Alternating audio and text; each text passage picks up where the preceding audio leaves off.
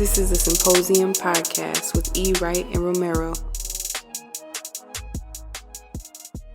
What's up, everybody? Welcome back to the Symposium podcast. This is episode 97. On the other side of the chair, let the people know who you are. Sir. What up, people? E. Wright back again with another episode. Thank you for tuning in. Kick it back across the way to my man. You already know the vibes, man, over here. Winter coat roams in the building. Trying to retire my coat, but I can't because we live in Minnesota. But we move on. We have a very special guest today in the center. Can you tell people who you are, my man? A very special guest, man. I said what I said. I appreciate that. Ernie Gardner, man. Oh, man. It's good to be here. I appreciate y'all. Welcome. Welcome, Thanks for sir. coming. I feel like we've been trying for a little bit, and It's a minute. we finally linked. minute. We finally linked, man. So, We are here. Glad So to be here. before we get into anything, as always, we gotta toast it up. To my mans over there, to you, E, Appreciate y'all. thanks for coming, brother. Welcome, man. up to the Appreciate party. the vibe.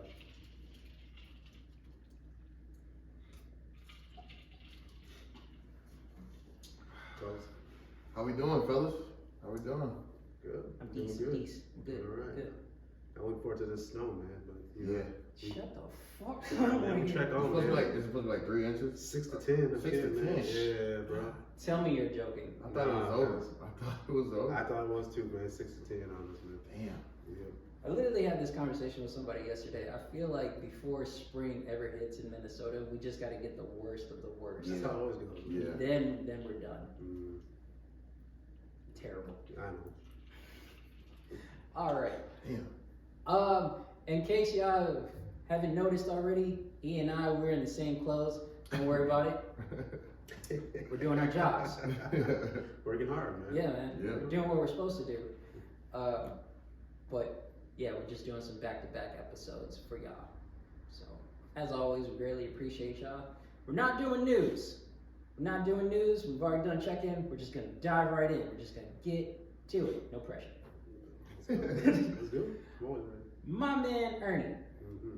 can you tell the people what your profession is, sir? I am a behavioral interventionalist. I know that's a mouthful. Supervisor, new supervisor in the mental health field, working with kids and stuff, you know. Are you? I feel like you've been in this position for over 6 months now. Yeah, about 6 months, but I'm still a baby for that kind of role, you know, in my True. opinion at least. You know, That's true. but, 6 months, kind of fresh. yeah, I'm still learning. How long have you been in this field? Going on 3 years. Oh, okay. 3 years, yeah. Okay. Yeah. It's been it's actually my first job in the mental health field, and I've stuck around. Yeah. Yeah. I was, worked as a cook for like 10 years. I've been in the restaurant industry for years, decade. And now it's my first mental health job, and I'm supervisor now. What made you make that switch? Had to change, man. I was tired of working in those restaurants, man. I just needed a change. I've always wanted to work with kids. I love kids, grew up around kids. So yeah, I decided to make a change, and it's stuck with me for now, and I'm enjoying it. It's cool. Oh. Tight. That's good. That's good. I That's appreciate good. it, man. It's funny that you say that you wanted to work with kids, because I can definitely see that with you. Like, I don't know, y'all, you don't understand, my man. Every day I see this dude, and there's a moment in time where I see him and he's just stressed. I'm like, So we didn't, but they work together. We didn't put that out there, but they work together. So yeah, oh yeah, we work together. For people. yeah, For the people. Yeah. yeah. We do work together. All So- types of shenanigans. What type of stress though? Like why? So wait, so you work directly with kids and So I'm on the and you I'm work on the with other both, side. right? Yeah, Mm-hmm. I'm in and out of the clinic. He Mainly the clinic. primarily in the clinic. Okay. Siri, shut the fuck. So you gotta chime in, man. But yeah, I'm mostly in the clinic. I work with the kids mostly directly. He kind of just bounces when they in and out kind of thing. But Yeah. I'm mainly in there from 8 to 5. So Always tending to some kid, always putting out a fire. always. What's the age range? For Oh man, we go from 3 to 16. Oh, okay. Young. Yeah. Got a wide range. Yeah. Different personalities. Let's see, we got 23 kids. That's 23 different problems. 23 different families. Yeah. So, you know. Is it 23? Shit. Yeah. Yeah. Yeah. Is that like on your guys' caseload, or is that like just in general, like you In work with general. all the kids? In general, Yeah. I think there's a kid I haven't worked with. Yes. So I guess you can say a caseload technically, but yeah, we got 23 mostly. I say my main caseload is 2 or 3 that I work with, like at home and like see the families and work with every week on a weekly basis. So yeah, about 3 for me, but 23 in all. Yeah. Damn. You should, man. You should just like come and see what it's like in a day. You should just come around lunchtime. Very interesting. Come around lunchtime. Come on, yeah. Yeah, man, it gets wild in there sometimes, Yeah. Oh, man. God. Yeah, man. It's a wild place. But no, you wanting to work with kids, where does that? I don't know how to ask this, but like, I guess where's that passion come from? Well, keep it a buck with you. Like I said, I was born and raised in Chicago, and I grew up with a big family, a lot of cousins, you know, a lot of little ones just running around. I just always had a thing for kids, man. Kids always gravitated towards me. I love playing around with them. I'm a big kid at heart. You probably see now. I truly am wearing big money shirt right now, but. Dog, you forget we've played noodle tag together. Straight up, yeah. So you know the vibes. Yeah, man. I just always gravitated around kids. Kids always gravitated towards me. So I figured, yeah, let's give it a shot, and then it stuck with me. Mm-hmm. Yeah, so, but yeah, definitely growing up, big family, a lot of kids always running around. Yeah. You know, growing up in the hood and stuff. How long have you been in Minnesota? Let's see. I'm in Minnesota when I was 10. I grew up in Chicago for 10 years. Came up here when I was 10. Yeah. Okay. Middle of St. Paul. Well, we're kind of neighbors. I'm from Milwaukee, so it's not. Okay. Yeah. Yes, so, sir. Yes, so sir. definitely. Right up on that 94 drive. Yeah. So I definitely resonate with that, especially with the family and the kids. Mm-hmm. Yeah, it's dope, man. It's dope. Now, I need to say this because this has been on my mind for the longest time. As much as Ernie loves working with, he has a passion to work with children. Mm-hmm. One thing that I have to give him the most credit for is his level of patience. Yeah. Just the things that go on is just insane. And he might want smoke. Yeah. Like he might say something.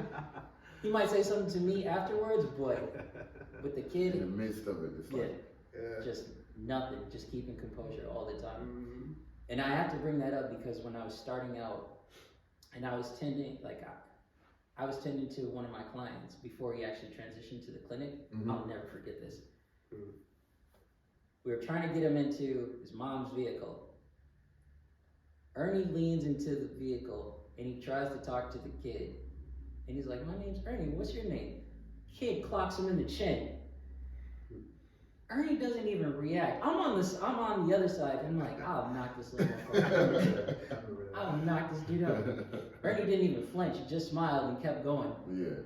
And I was like, that's the bar right there. Yeah. That's the level of composure that you need to have in order to work with kids. Yeah. So You do. I had to learn that early, man, because I had to learn it early. For me, I work in a high school. In our special education department, but I was doing behaviors at first. Nice. So like I would be in a behavior room, and so when the kids got in trouble, they would come in my room, and so I had to learn like fast, like these are kids, man. Like you can't hold grudges. Exactly. You can't hold grudges on the thing. I used to be so mad, like and like the kid, they'd be over it like the next day, but I'll still be mad. Like, nah, I ain't fucking with you. But it's like. With them, it's like they don't know no better, you know what I mean? Yeah, it's just like, just in the moment. yeah, you know? And like every day, especially in special education, every day is different.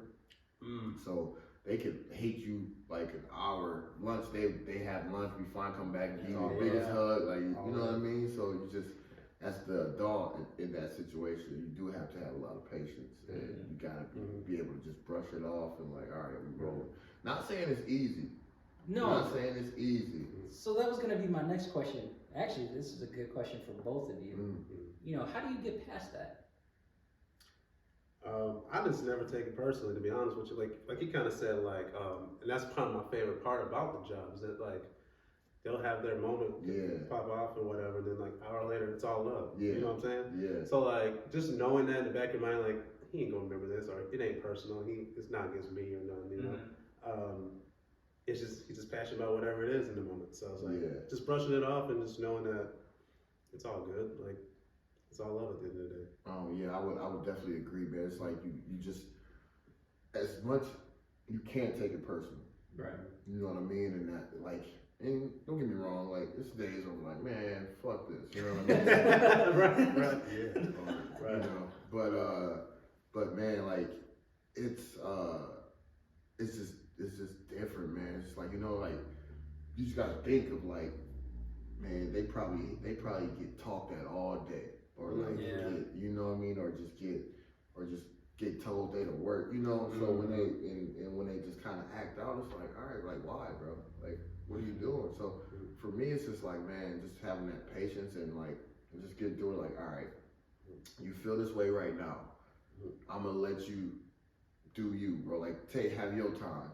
We'll decompress, and when you ready, come holler at me. You know what I mean? Come, let's figure out why that just happened. You know, and usually that's all it takes. You know, like we'll be having a conversation, and then they'll like talk themselves down. Like, dang, I was, you know, and you know, it's just it is what it is. Like you just can't. And for me, I like to make light of everything. So I'm joking. I'm like. You know, it's like they do something, they blow up, I give them some time, and then we gonna talk about it, but I'm gonna joke about it, you know what I mean? And then it's like, hey, no, you know, I'm just here for you, you know what I mean? I'm not here to be another burden in your life. I'm just here to help you navigate these feelings and these behaviors, you know? So once we do that and figure that out, it's all good.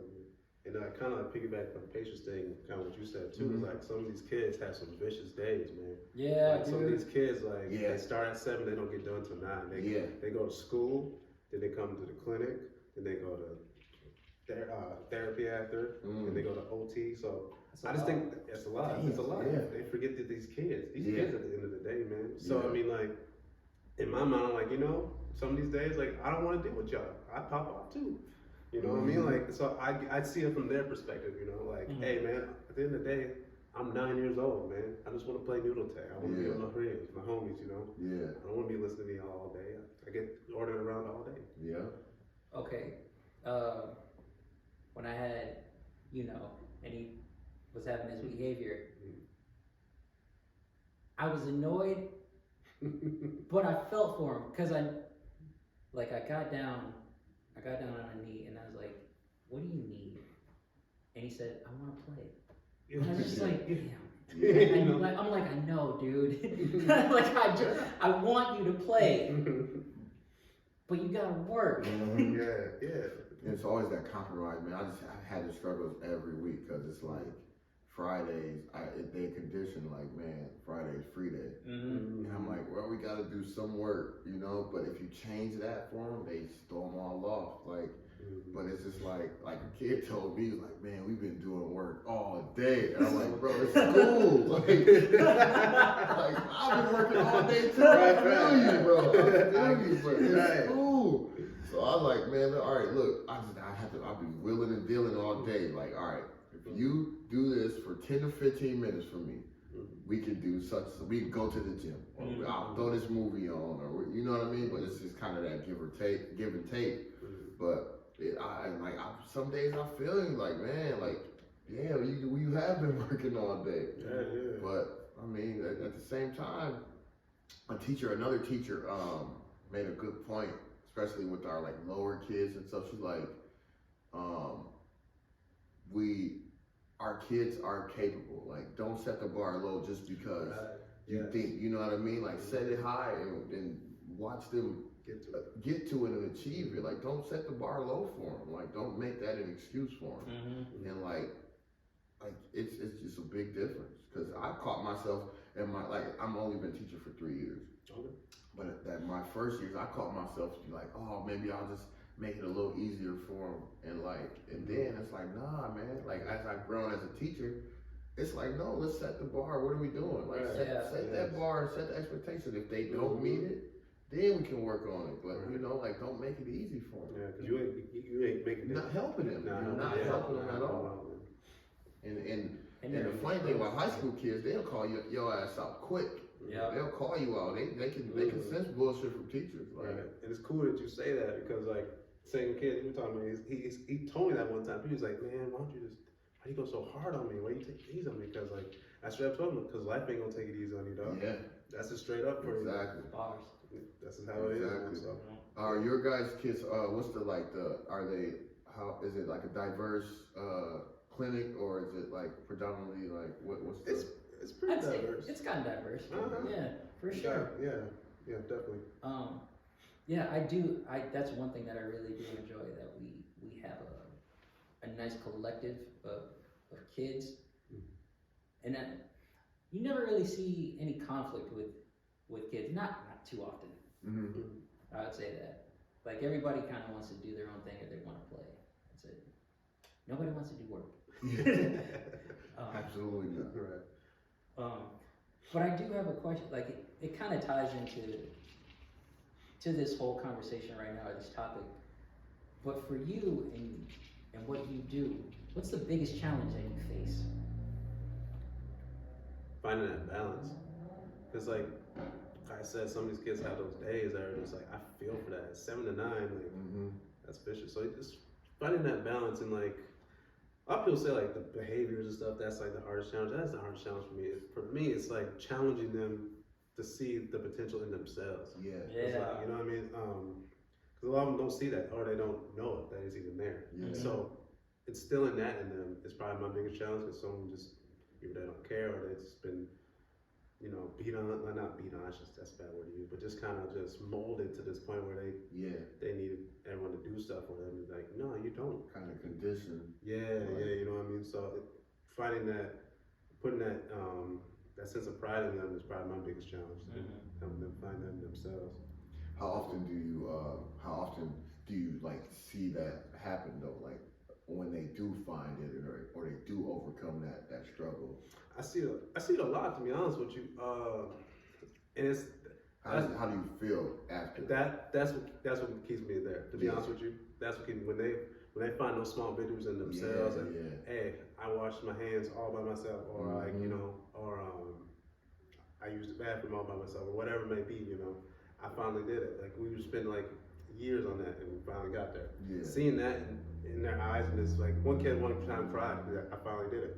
You know, I won't say what he did and what happened, respect to him, but I finally did it. You know. Yeah. So like that's what it's all about to me. You know. That's dope, man. I don't think I've ever said this to you, E, but so in the clinic we use a specific program, and within there, kids have their own little program in terms of things they need to do. Okay. Like, just even listening to somebody, they say one-step instructions. Yeah. Stand up, sit down, pick up.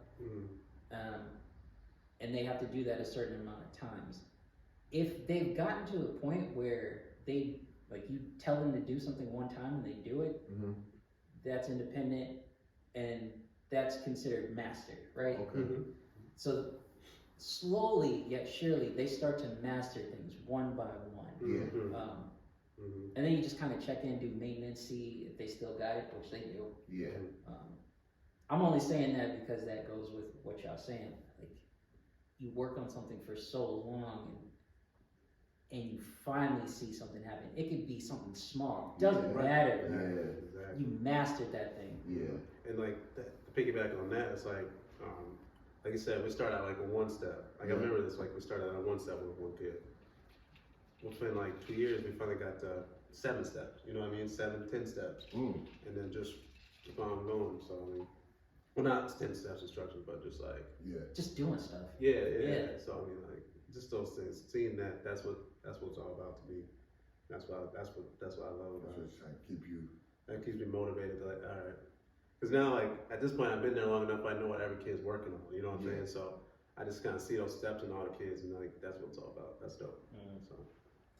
You already answered my next question. I was going to say, like, what would you see the biggest benefit working in the clinic? I feel like it's that.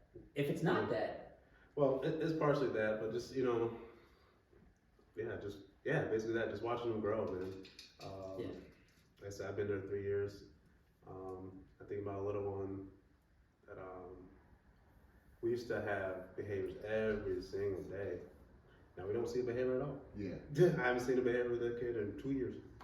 Nice. We used to have those violent behaviors, and he's like, and he's the best part about it is he's cognizant about it. Like, he knows, like, hey man, I've been doing good. I haven't had behavior so.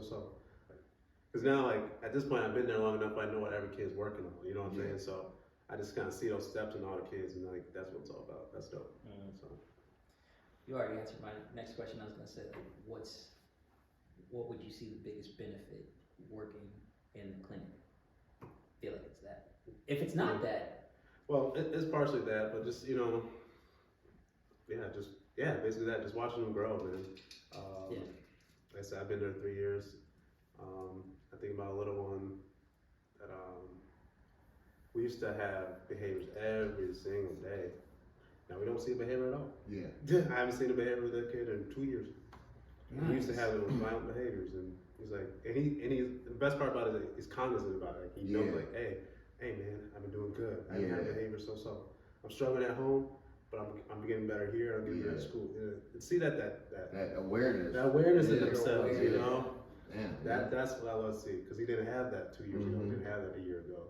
So that's something that we built in them too, like, being aware of yourself. Like, hey, I messed up, but I know I messed up, but I'm doing good here. I'm doing good there. So I'm gonna keep working on that and be positive about that.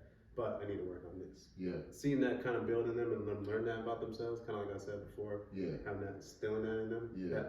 That's my biggest. That's what I love, because that's life stuff, you know. Yeah. That's what's gonna benefit them in life, having that awareness. Absolutely.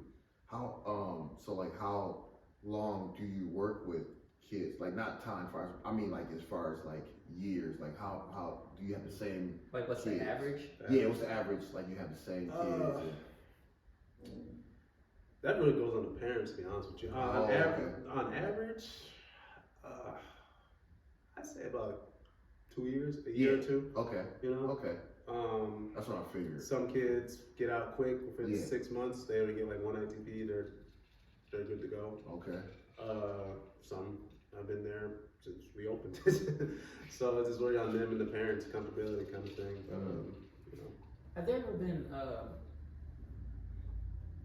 like, kid wise, have there been any kids to leave and then come back? Like, it seemed as though everything was good, but then later on they came back for whatever reason. I haven't seen that. That's a good question. I have not seen that, to be honest with you. Because I know that's something that happens on our side sometimes. Okay. Sometimes. Sometimes. Okay. Yeah, I've never seen that on the clinic side.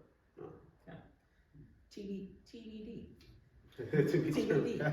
How big is the team you work with, like, in the clinic? Oh my God! Yeah, I was gonna ask a question about that, but that one first. Like my coworkers and stuff. Yeah. Man,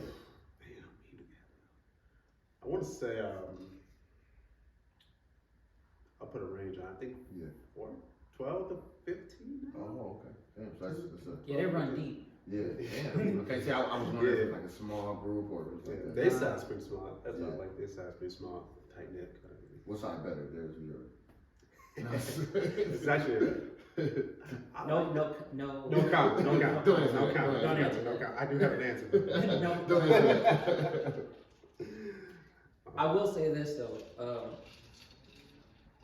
like, every time I see somebody getting hired or I see them have an interview for the clinic, I'm like, what the fuck, man?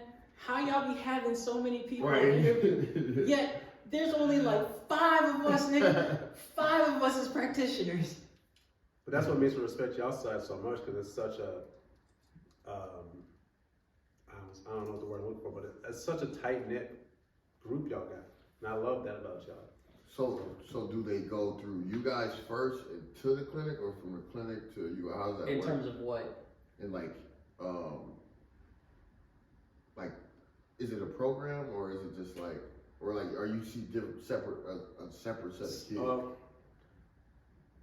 want to answer that? Sure. So you have, they're like, the best way I could describe it, there are 3 different sections Mhm. in the office. Okay. You have the clinic and the people that work there. That's ideal. Yeah. Then you have the MHP side, Okay. and then you have like the BCBA side, Mhm. who also work in the clinic, but they do different. Yeah. They do, their hands are in different things. Gotcha. Yeah. Okay. And so we're all intertwined. BCBAs and people in IBI, they're the ones that see everything, that tend to the children like day in and day out, Yeah. 24/7. MHPs, this is what I was saying in the previous episode. Technically, we're only supposed to be in there when we get a cancellation from our clients. But because we are still building up our caseload, well, for me, been building up my caseload, I get scheduled in the clinic, and some other MHPs get scheduled in the clinic as well. Yeah. What's challenging about that though, Ernie is in there all the time. Like it's his job, it's his profession to tend to the children. Me, I'm only in there like one day or so. I mean, maybe like an hour or 2 in a day, but then there's one day where I'm really in the clinic. So that's completely different compared to somebody that's in there all the time. You know their programs, you know the temperament of a kid and stuff Okay. like that. Okay. So that's challenging. Yeah. And I always say it to people, I'm like, I have no qualms with children. Yeah. I might get annoyed. Like Ernie has seen me with a kid, and I'll just be kind of.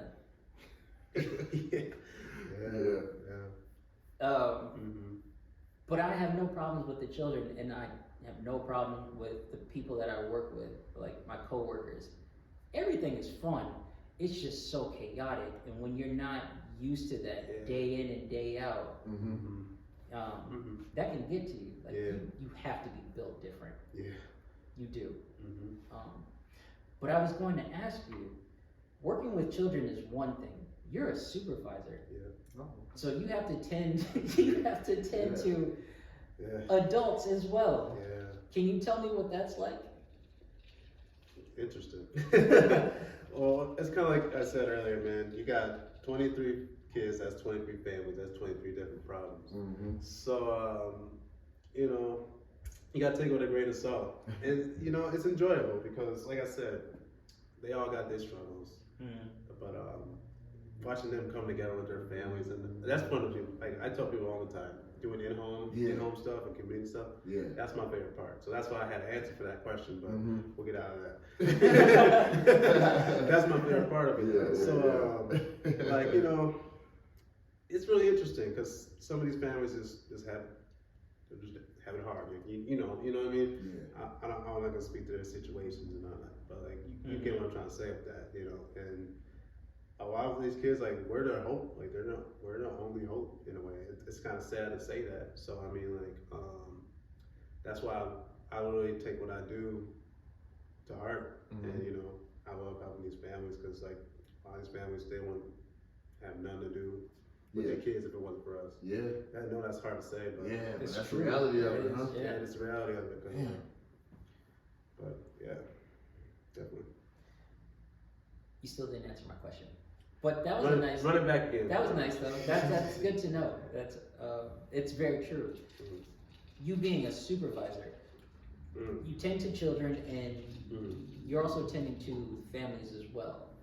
That that makes sense. But as a supervisor, you're also tending to coworkers, schedules and whatnot, different personalities. Yeah. What does that look like on a daily?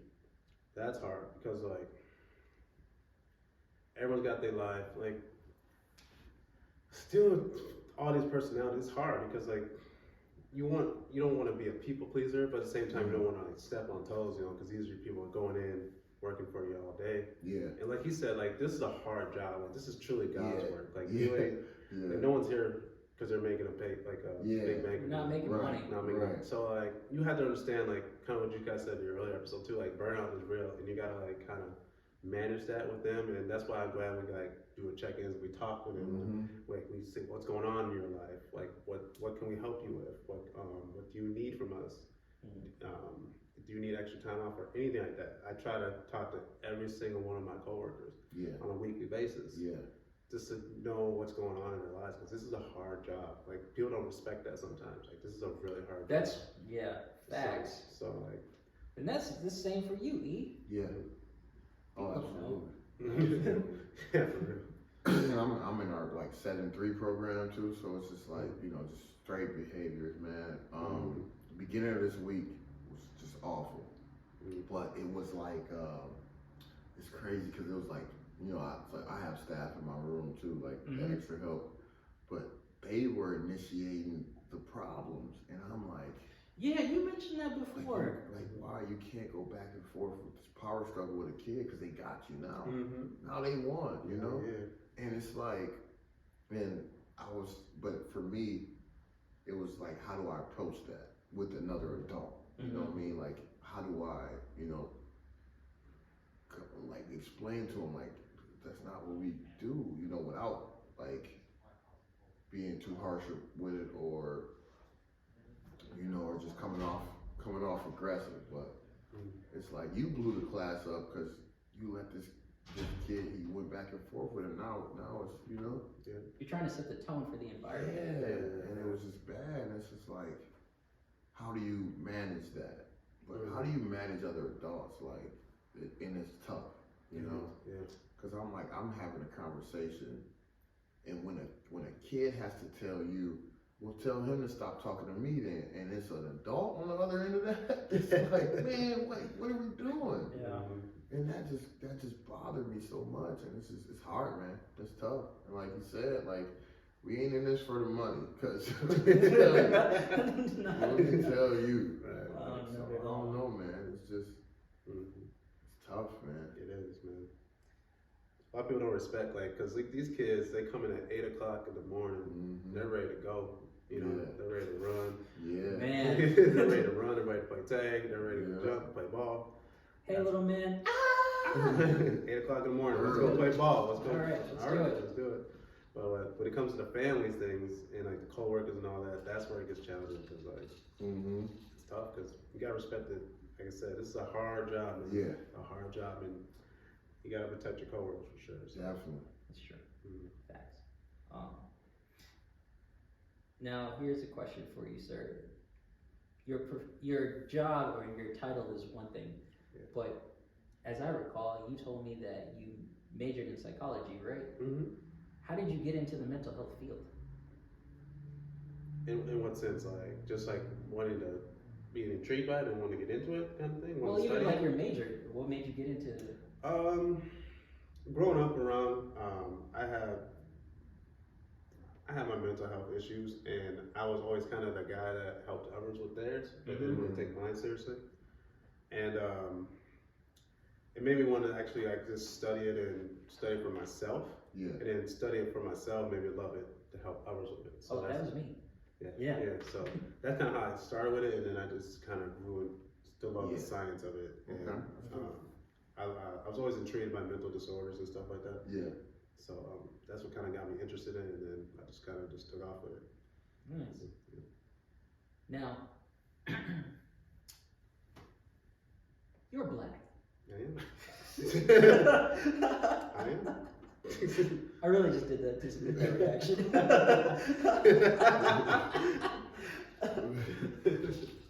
But revelation, man. I am shit. No, but it's great to have somebody that's in the mental health field, but not just that. You're a black man in the field. There's not a lot of us. That's right. There's not a lot of us in this space, be it mental health or education. Yes. Absolutely. Kudos to you for that too, for real. So something that I wanted to ask you is like, it's not that I'm trying to bring color into it, but it is important. Like it's something that culture needs to be recognized. What's been your experience being in the mental health field as a black man? You know, it's been really interesting. I've gotten my looks. You know what I mean? I've walked in some houses that I won't say didn't want me to be there, but like didn't expect me to be there.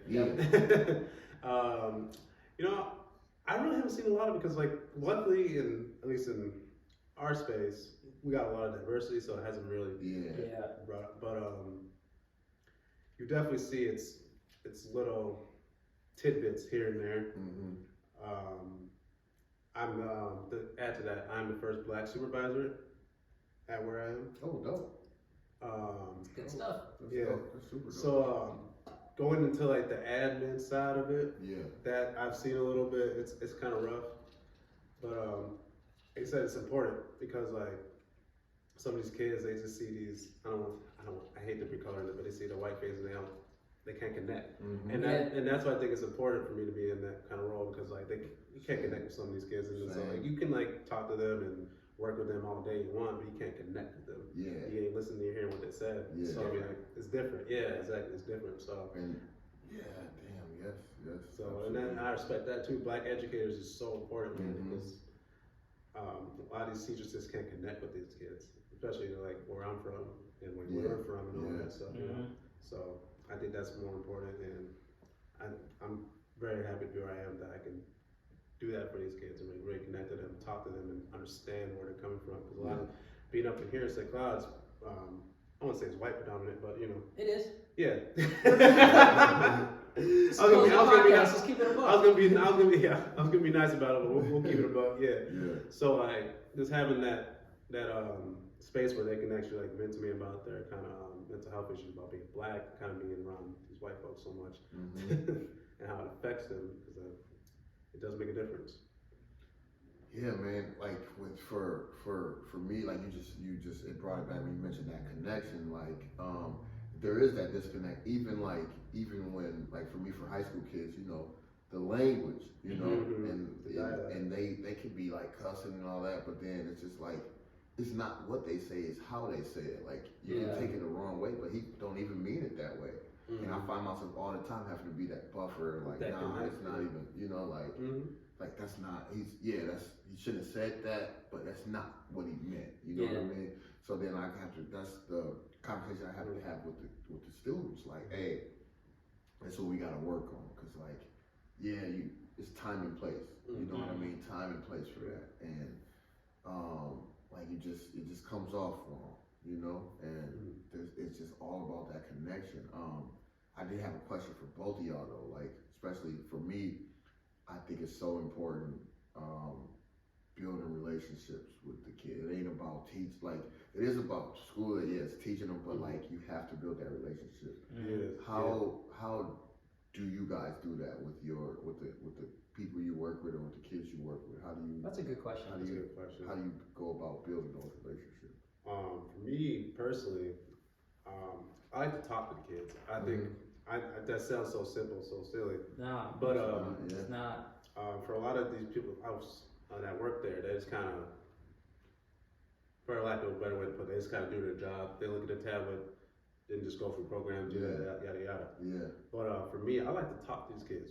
I like to find out their story. Where are you from? What do you like to do? What's your favorite things? What your dislikes? What your likes? You know, I think that's where we miss personally.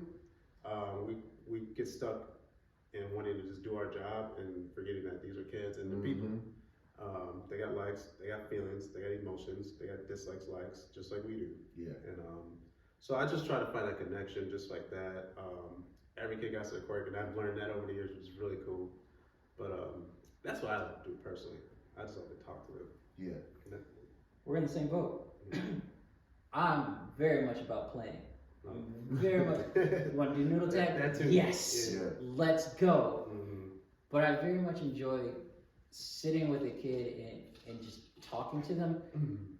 But that's a big challenge for me. Not talking to them, but more of connecting with them, knowing that I have to run a program.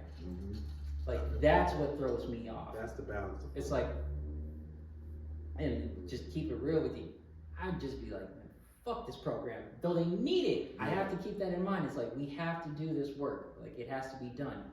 But I really just want to sit and talk to you. Like, okay, so what's going on with you? Yeah. What do you like to do? What don't you like? What frustrates you? And to kind of add to that, because I remember you said something like, hey, about one of the kids is saying, I just want to play. I remember just like this fighting with a kid all day all day. And finally, it got to like 4:30. I'm like, what is wrong? What is on your mind? What's going through your head? He's like, I just didn't like the way you talked to me. Mm. It was that simple. Mm-hmm. He had me having behaviors all week. It was Yeah. that simple. I just don't like how you guys talk to me. Yeah. Damn. Like, instead of like telling me, I would like you guys to ask me. Yeah. I'm like, Fair. Okay. Yeah. solve world hunger. Yeah.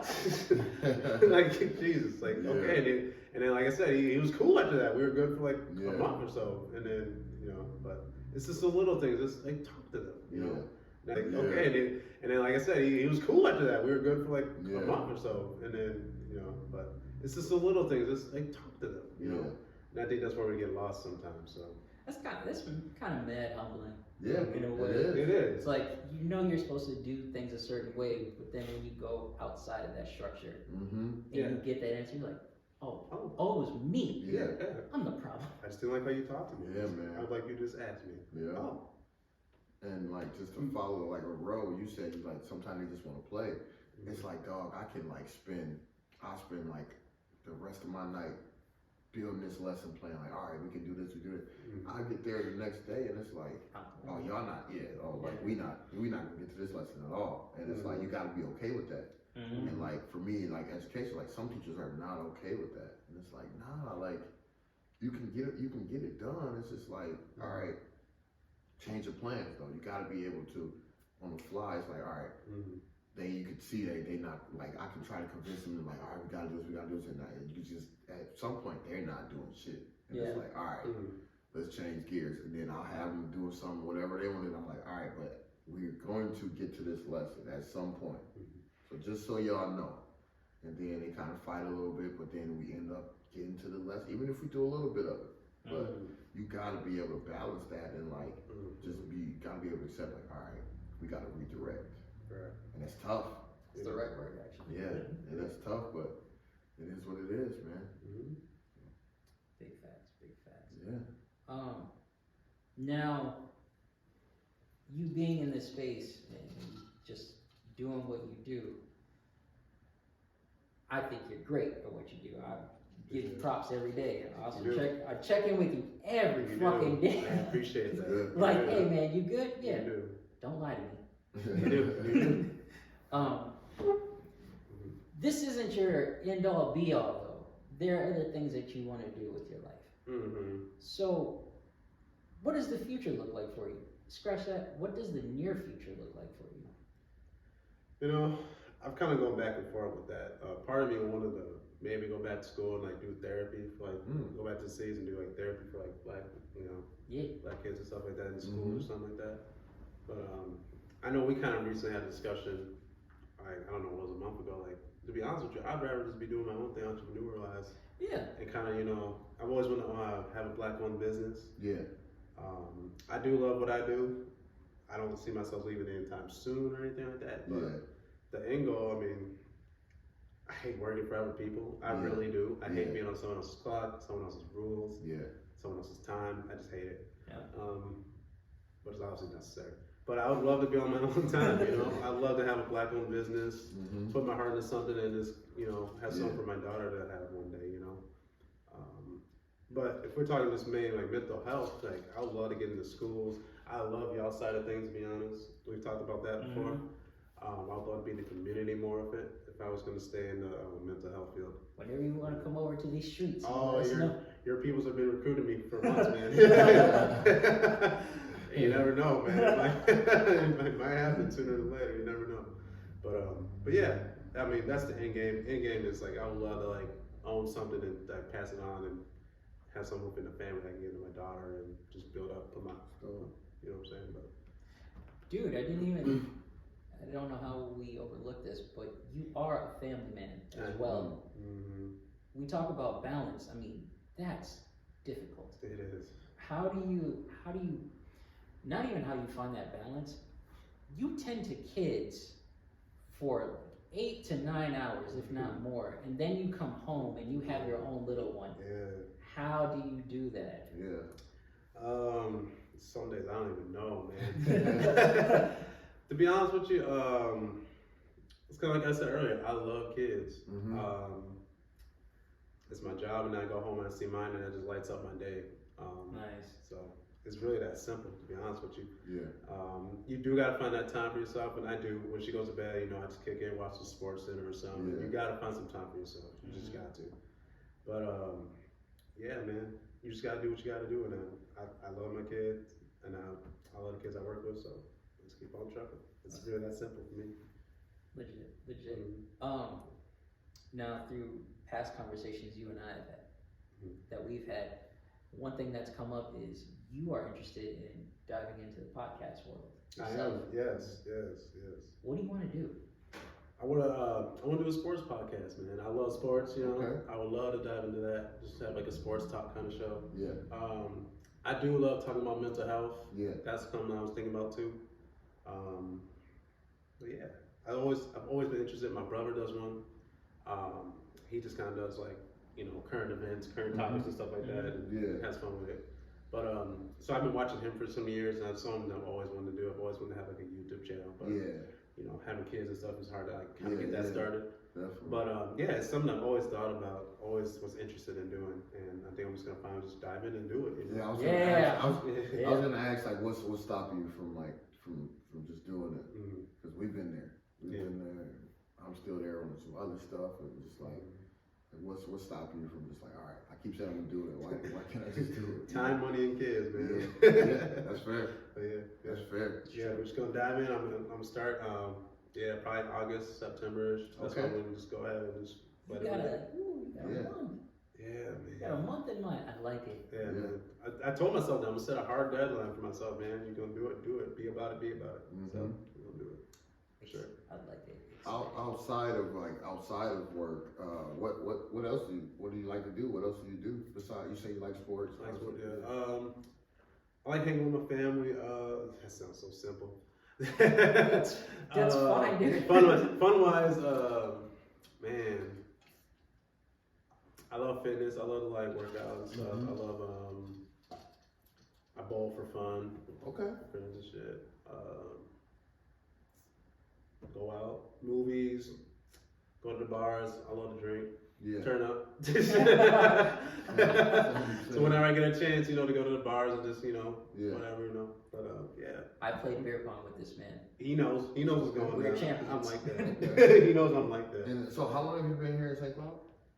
Oh man, that's gonna hurt my feelings to say this. Man. I've been up here since I was 17. Oh, true. Okay. Really? Yeah. Okay. I didn't know that. Yeah. God damn. Yeah, man. I graduated high school early. I went to Sibley in the cities. Yeah. Okay. I came up around 17. I've been there ever since. So we've had a few conversations just being a black male in here in St. Cloud. How has that been for you?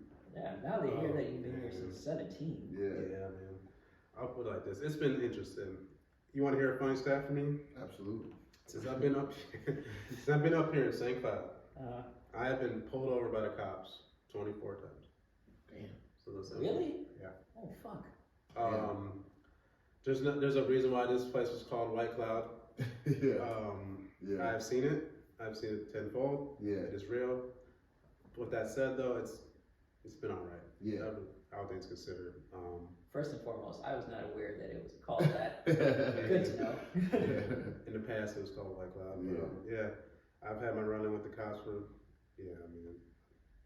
but that's here, not there. Yeah. It's had its ups and downs, but I mean, I'm doing all right. I can't. It's not that bad of a place. I'm not gonna lie. It's okay. So, being a native of St. Cloud for so long. Oh, don't say that. I'm native. Dog, I've been here for 3. So. I'm Chicagoan, man, to the heart. Yeah, go ahead, my bad. No, you good. You know, there are just certain things that you get used to. Like, it doesn't even faze you anymore. I think a big example, I call him Trump guy. Yes. You know, he just drove by. Too. Exactly. You know exactly what I'm talking about. Exactly. That's actually wild. He just drove by. That's actually wild. Yeah. There are just things that you see, and it should bug you out. But when you're here for so long, you're just like, "There's Trump guy." Just used to it. Yeah. You know, it's funny, man. It's funny you say that about Trump guy. I've had a run-in with Trump guy. You want to hear this Shut story? up, for real. You want to hear the story? Hold on. Time out. I've told you about this dude before, right? I believe so. So, I call him Trump guy because clearly he's a Trump supporter. Yeah. But Extreme. dude, Yeah, he he's rolls he's around extremist. St. Cloud and he has flags sticking out of his vehicle. One is of Trump. What were you gonna say? He definitely just drove by. Yeah, Did you see him? Yeah, he drove. Oh, get the fuck out Like a of little here! while ago. Yeah, he yeah. definitely just He drove drove by. by. There you go. That's Trump guy. Okay. You have Crazy. mentioned him before. That's Yeah. crazy how that yeah. What I did not like, a client told one of my arms clients told me this a while back. I was not aware of this. Before I called him Trump guy, he's known as St. Cloud Superman. Yep. Yes. Oh, wow. That's how I first. Yeah. Yeah. Okay, talk. Yeah. What's your story? Yeah, Yeah, what's your what's story? your Okay. When I was younger, I was like 26. Me and Trump guy, man. I was kind of bad. He would go down to Lake George. You probably don't know where that is, but you know where Lake George is down there? Yeah. There's a lake down there. It's by the college. All the college kids go down there. They drink, whatever, have fun. Yeah. Calhoun, but smaller. Okay. There you go. Okay. Yeah. So when Trump first got elected, he went down there and just heckled the hell out of him. I was down there. I wasn't just being down there, just bullshitting and being a terrorist. But he went down there, honking his horns, waving the flags, all that yada yada, and we ran up to his. I don't know if I'm Tell what you We just- said.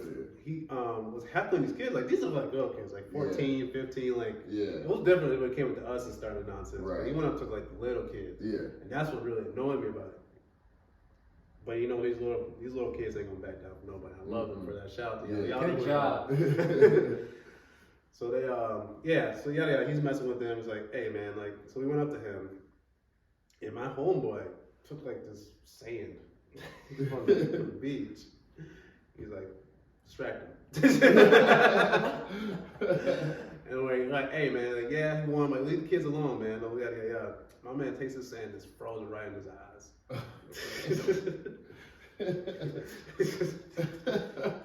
Hey, don't come down here messing with our youngest again. Or it's gonna be violent. Like, get out of here. Like, but me and him, like, that's just a small story. There's more to it, but I'm not gonna go into it. Yeah. But that's kind of like just like the microcosm of St. Cloud, though. Like, Yeah. these people think they're And he's been doing this for this years. guy for a while. Oh, years, decades. decades. Yo, Decades. that's wild. And that's why it was me, because when I said I came over when I was 17, this happened when I was like 26, 27. So I'd seen him rolling around on nonsense for years and years, and finally, I just couldn't take it no more. Yeah. So like, I'm glad Enough is enough. enough is enough. So like, luckily we didn't get Yeah. violent with it, Yeah. bad with it. But that's just kind of St. Cloud for a microcosm. Like, it's a very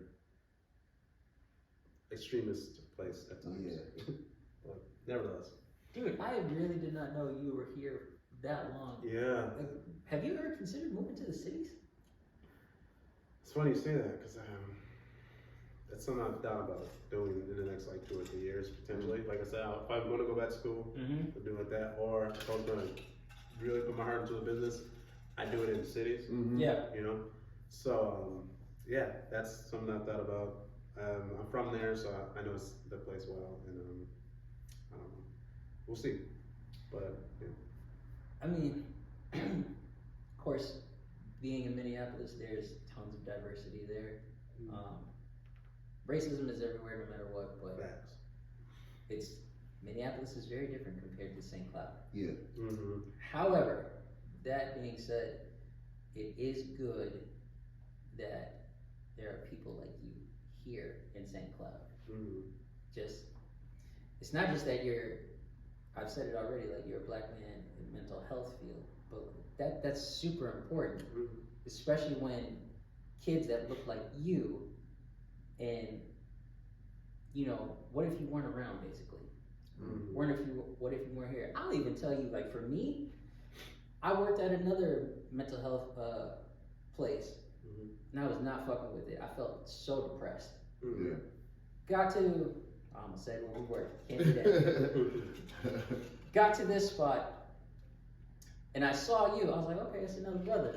Got to know you. I was like, fucking yes, yeah.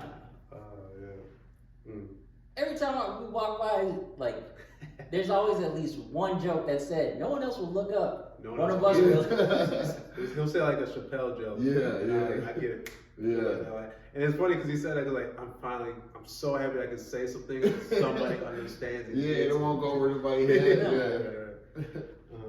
But it's good. It's good to have that, especially in an area like this. Not only is that comfortable, even for somebody like me, but it's good to have that exposure to other people. Mm-hmm. Because you have people who are in their own little world and they don't know basically what other cultures are. Mm-hmm. They just have assumptions. Yeah. So. Yeah.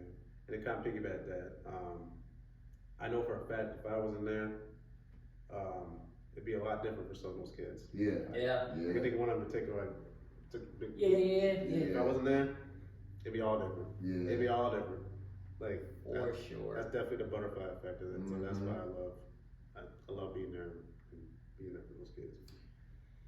Talking about kids, what's kids with behaviors? What's a common misconception that people have when it comes to kids in the clinic? When it comes like behaviors and like specifically, Mm-hmm. they think they're just having a tantrum just to have a tantrum, when really they're just trying to articulate or vocalize what they really need. Yeah. Like I said, kids have behavior all day, like, and that's why I love following the structure, like the bibs and all that, following structure. I get it, it's all needed. But like you said, when you get out of that structure and just talk to them, like, it's simple. Yeah. What do you need? I don't like how you talk to me. Yeah. Oh, okay, done. But you get stuck in this structure that you're supposed to follow. Yeah, Right, you just become like And- automaton. Yeah, and that's where it gets lost. You know? Yeah. So, but I think that's just that's a misconception about that. At the end of the day, they're having a behavior for a reason. They're trying to articulate or vocalize or get something across that they need or that they want. Mm-hmm. And if you just kind of sit down and Listen, like you said, yeah. you can make it a lot easier. But yeah, I think that's the most thing I see personally. Okay, that's what's up. Getting close to an hour here. Should we do last call? Yeah, one last question though I had, just about the podcast. You have, you say you want to do sports, it's a specific sport you like, or just all sports? Like, you got any name ideas already? I do have a name idea, but it's not gonna be like sport specific, but that's gonna be like The topic. the main topic, I guess. I want to call it "Where's the Restroom?" There's a reason for that. RP Jeremiah. There's a reason for that name. I'll get into it when that podcast drops. But I'm thinking about calling it "Where's the Restroom?" Okay. So, yeah, Let's go. I am curious now. Yeah. For sure. Absolutely. Think about it. Yeah. Absolutely. Like, where's the fuck? Absolutely. Shout out JB. Love you, man. Miss you. All right, bro. What you got for last call, brother? You setting up your podcast, you already got Lord. Last call. My goodness. This is great, by the way. Yeah. This is great. That was fun, man. Appreciate y'all. I don't know, man. This is a lot. I don't know.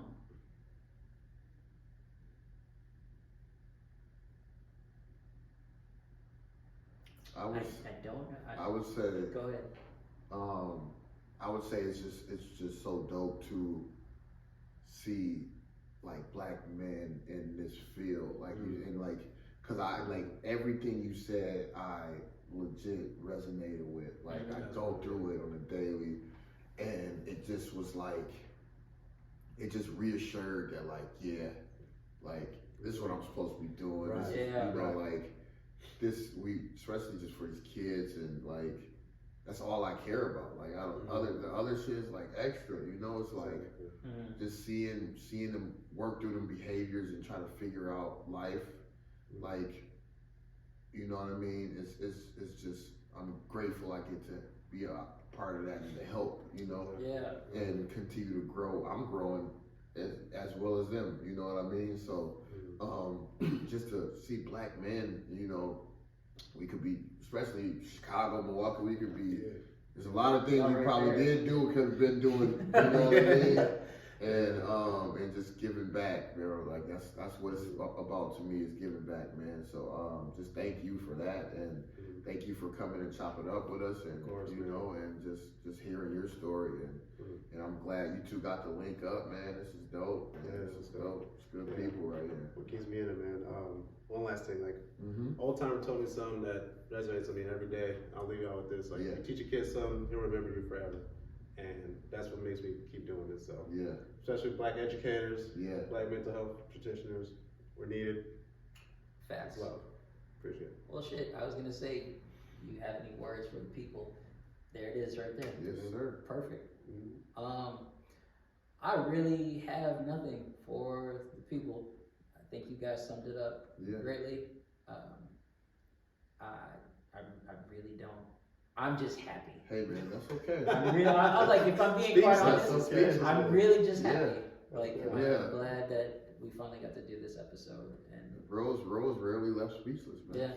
So, that's great. This is a good episode, man. I'm glad we got to do it. Yeah, man. Shit, let's wrap it up then, man. All right, sir, bring us home. All right, ladies and gentlemen, boys and girls, there you have it.